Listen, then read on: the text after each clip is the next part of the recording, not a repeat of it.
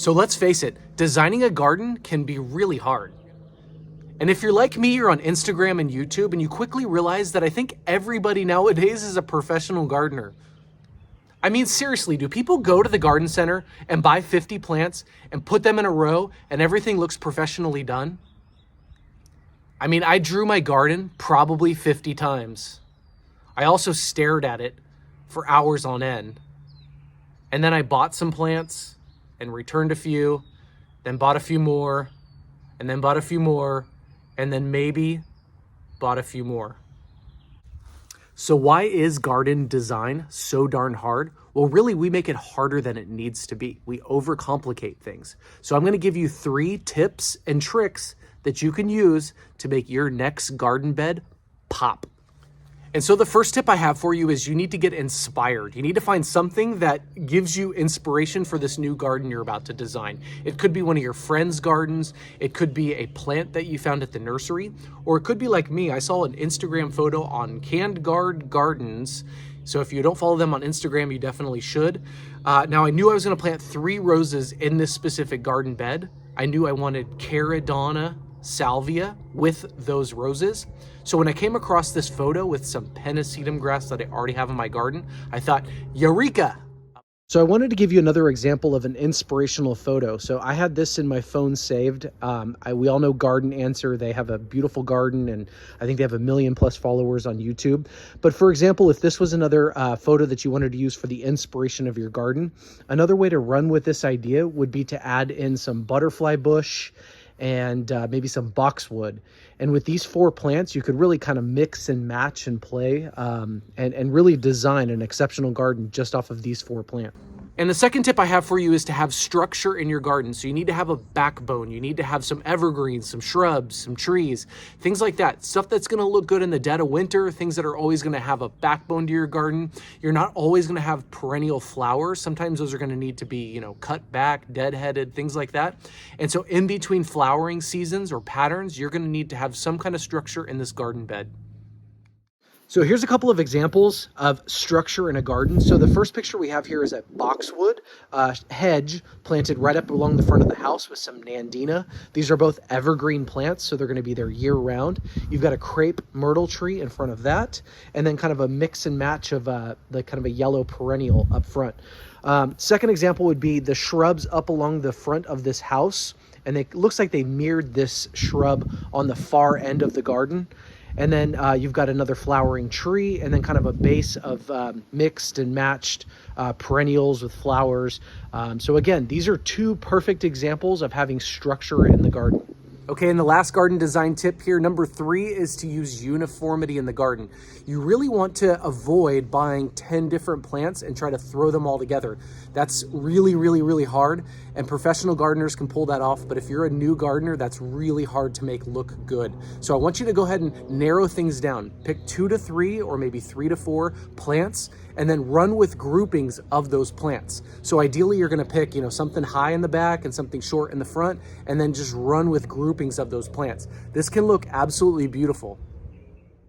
So here's an absolute perfect example of uniformity within the garden. So they've literally taken 3 plants, a pink rose, some lavender, and a boxwood, and created an absolute masterpiece. Again, just simplifying and using 3 plants. If you've ever gone to Clark Cottage, go to their website.